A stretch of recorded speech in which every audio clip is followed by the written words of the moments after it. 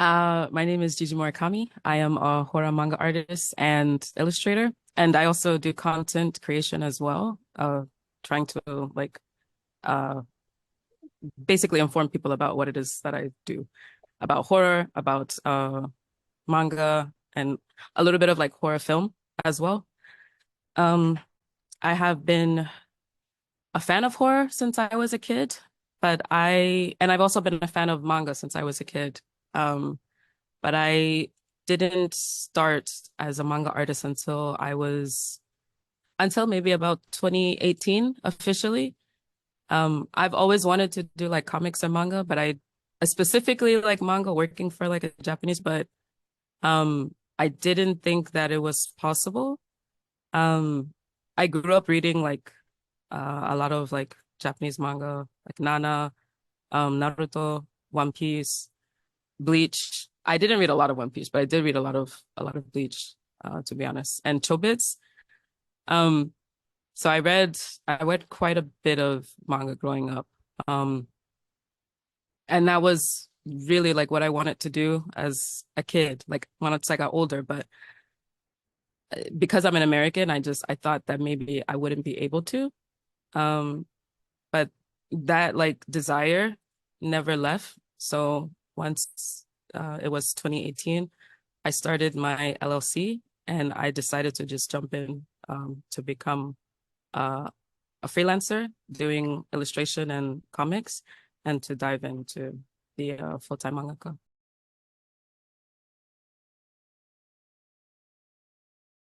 I have so many. I have too many. I really love Katsuhiro Otomo. Um, he created Akira. I also love Satoshi Kon, rest in peace. I think a lot of people don't know this about him, but he used to be a mangaka before he got into film. Same like Otomo. And they actually work together a lot. So the way that they draw is like, I don't know. They're very similar, they're very different, but I really like the way that they draw, and the way that they tell their stories. Naoki Urasawa is a huge inspiration for me also. Junji Ito, of course. Also Kentaro Miura is also a big inspiration. Rest in peace. I also really like this artist is not a mangaka, but Rockin' Jelly Bean. He is he's more influenced by American art and like lowbrow culture. So I guess he's a part of that like subculture in Japan of like rockabillys. So his art is very like focused towards that. And it's quite explicit to be honest, but I really love his artwork a lot too. Um, he like captures like rockabilly and American culture and like Japanese art and like he infuses that really well. And I want to be able to do that also, but like on the other side as an American. So yeah, he's really, really good at that.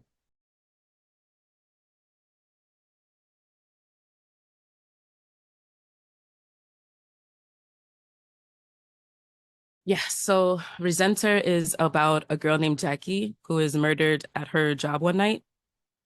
And she wakes up in this like crazy, creepy place called the Death Zone.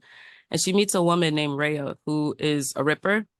And Rippers are like this world's like Grim Reapers. And Rhea gives Jackie three options for moving on. She tells her, "Hey, you're dead. You've been murdered, and you have only three options to move forward from here. The first option is basically to move on with, transition over, and you'll be reinstated into another form. The second option is for Rhea to get revenge on Jackie's behalf, which is the Ripper's primary job, is to get revenge for others. And then the third option is for Jackie to become a Ripper and basically like devote kind of like her the like eternity doing this job where she gets revenge on behalf of others. Um, so Jackie decides she's gonna get her own revenge, but this is something that is like not allowed by supernatural law. So the story deals with Jackie trying to get her own revenge while balancing her job as a Ripper. Um, and it gets into a lot of questions of like, uh, is revenge a useful tool? What does a world look like when revenge is accessible to everybody? Is revenge necessary, or is there like another way? And like, who is like worthy of revenge? Does everybody deserve to be able to get their revenge? Yes, it's available digital. I also have physical copies and I do ship internationally.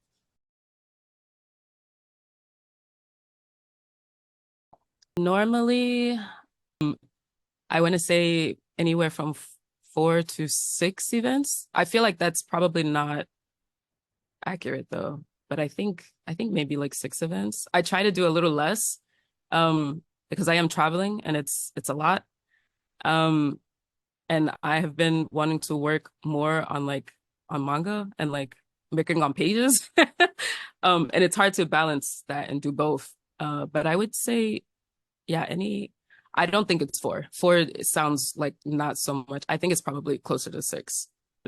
And I've been doing conventions maybe over 10 years now, 11 years. Yeah. It's been a long time. It's been a long time. And I've been to a lot of conventions. Admittedly though, I did not start getting very successful at conventions until maybe after 2020. But also I mentioned like in 2018 is when I decided, okay, I'm gonna pursue manga. This is what I'm gonna do. And I made a company and everything. But I didn't actually start working on any manga until 2020. And I was kind of like upset at myself and pushing myself like, hey, if you're gonna say you're a mangaka and you do comics and this is what you do, like you have to actually do these things. So 2020, I spent basically training. And I also started incorporating horror fully, because I've always been a fan of horror, as I mentioned, but in my artwork, it didn't show. So once 2020 happened and I made this full pivot into focusing more on manga and comics and like horror, that's when people really started to like give me really good like feedback. Basically, like that's when like shows started to become more profitable for me. So it was mostly like being honest about like what it is that I like and drawing what I like instead of drawing what I think people will like, because that just doesn't work. And I was doing that at shows for so long and I wasn't making any money. And now that I've decided to lean into like what I like and be kind of selfish actually, people enjoy it more. So yeah. So recently I've done a lot more shows, whereas before I might have done like 3 or 4 shows in the past, and now I think 6 is probably the smaller number, or it's around 6.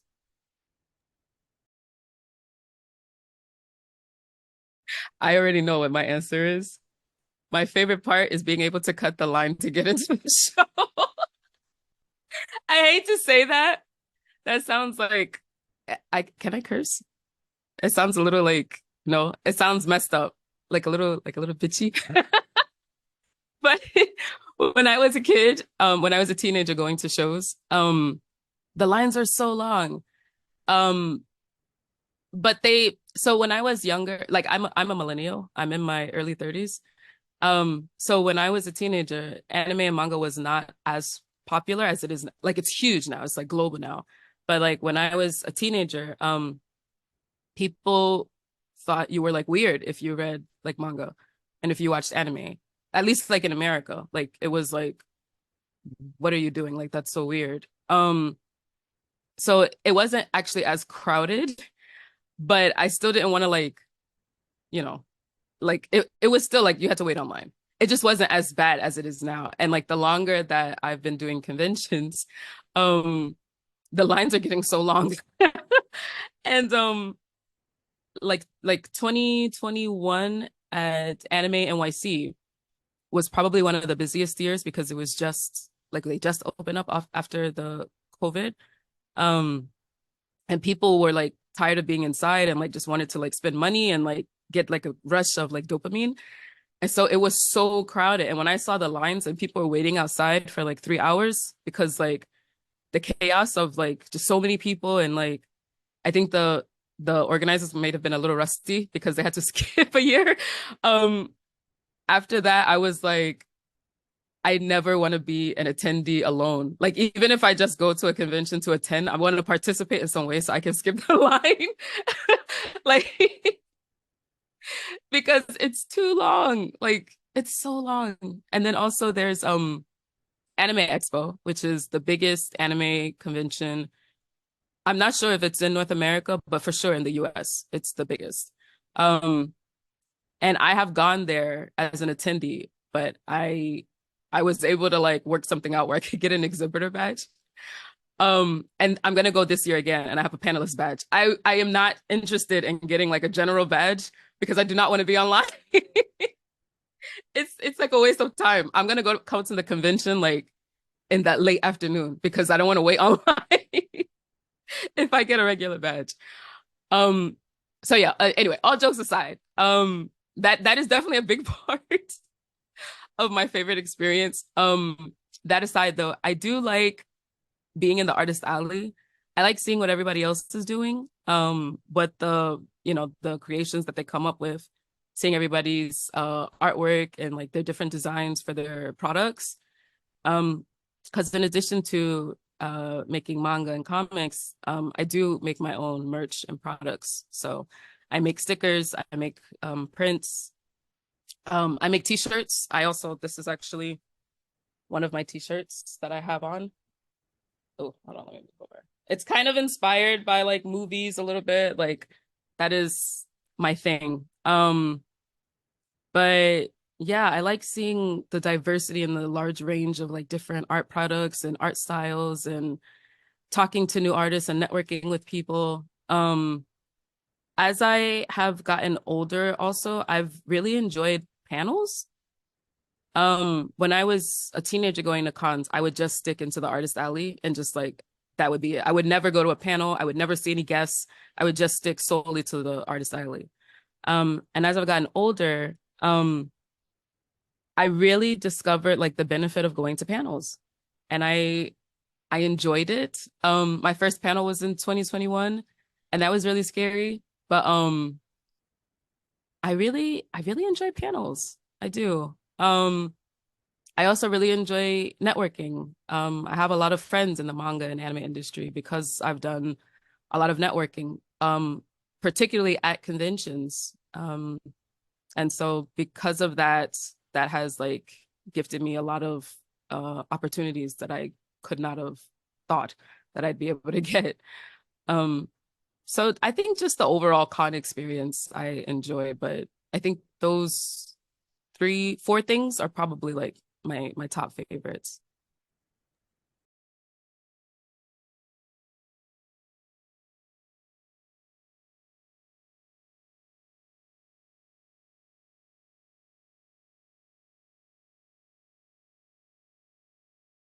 No, but I want to go. I really want to go. I think I know there's a few. I think there's Comic Festa. Is that in Japan? I think that might be in Japan. I'm not totally sure, but I know there's I think Comic Cat also. I think that's in Japan. Um, there's a few of them that I've heard about, but I've never attended. I've wanted to go. Um, eh, so for people that don't know, I know you know this because we've spoken, but my husband is Japanese. So like when we go back to Japan, we always go around like Golden Week. So I don't know exactly. Yeah, it's terrible. I don't know why. His schedule always opens up around that time, and so we've always just gone around Golden Week. Um, I don't think that they would have any conventions around that time. Maybe, maybe not. I'm not sure, but I might have to check some schedules. But I would love to go. Especially because we are not in Tokyo for very long. We usually stay in Tokyo for 5 days, and then we go to his hometown in Hokkaido for another 5 days, and then we leave. So I don't know. I gotta check the schedule, but I would love to go.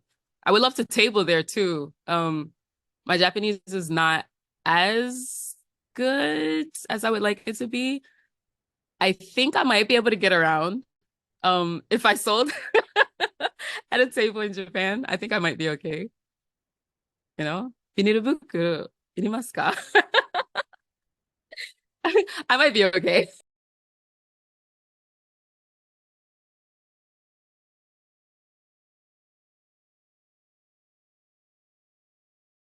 I think if it's possible, I would like to table.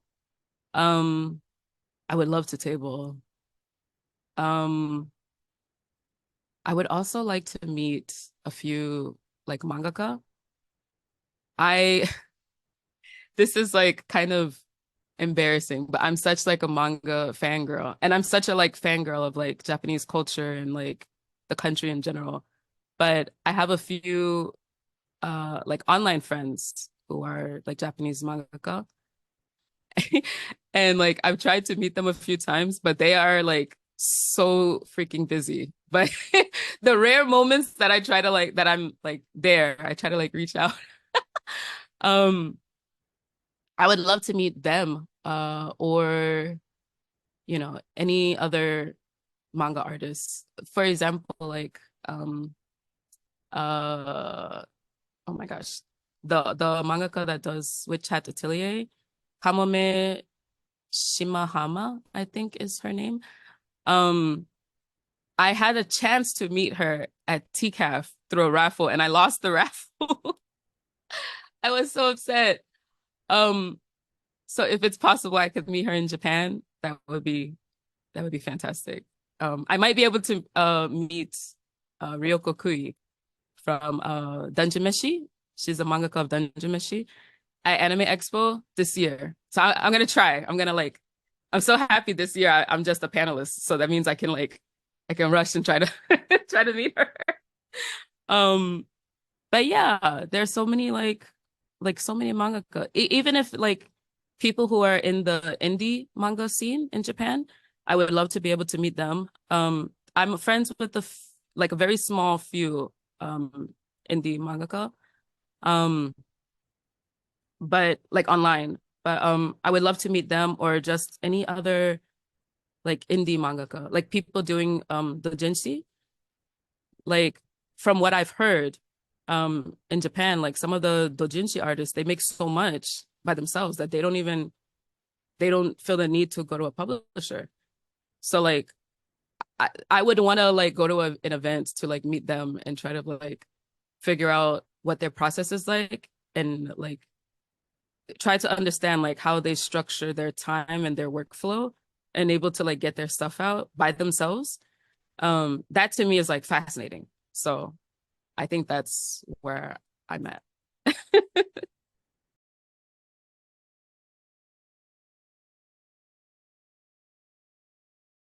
want to make an anthology.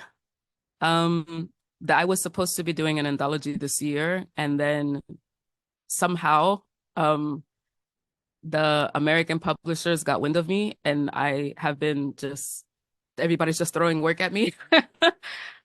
Which is a good problem to have because I live in New York City and it's very expensive here. Um, but it doesn't leave me a lot of time or energy to do my own stuff. So I would like to be able to do that, and make the same, if not more money than I'm making from publishers now. Ideally more money by like my own stuff. I would also really like to work at a Japanese company. I I'm nervous about like a Japanese like working at a Japanese publisher in Japan. I would like to, but I am nervous because I am well aware of like work culture. Um, and I have ADHD, so like my time management is not the strongest. It's getting better. Like it's getting better, but that does make me a little anxious. Um, I have worked for a Japanese company in the restaurant industry, in the service industry before. And it is in the US. And it is like it's very different than in the US working culture. So I don't know if it happens, I will be grateful, and I hope that it works out well. And that it's not too much of a departure. Because I would like to have something published in like a Japanese comics magazine. I think that would be really cool. Yeah, yeah, that would be like what I would want from my career. I want to be able to make comics and like horror comics and horror illustrations, and sell my stuff and like make a bunch of money so that I can move to Japan and like get a studio there and like, you know, hire people to help me produce stuff. Like I think that would be great. That would be like my goal.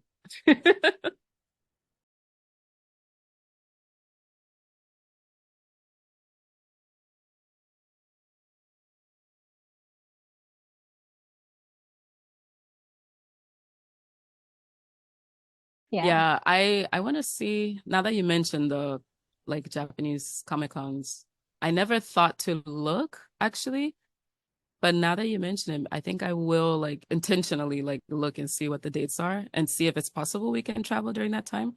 Usually when we go, we always go to like manga museums. So recently we went to manga museum, and like last year we went to more like tourist events, like tourist stuff. But this year I wanted to do more like manga focused events where I was learning. We went to Tokiwaso, which was fantastic. I would love to create something like Tokiwaso in Japan. In America, it's too expensive to do that, I think. In Japan, I think it's totally doable. I would love to do something like that in Japan. For like both foreign and like Japanese mangaka. I think that would be pretty cool. But yeah, I learned so much, but I've never actually like gone to the convention. So yeah. Thank you for that. I'm gonna write that down.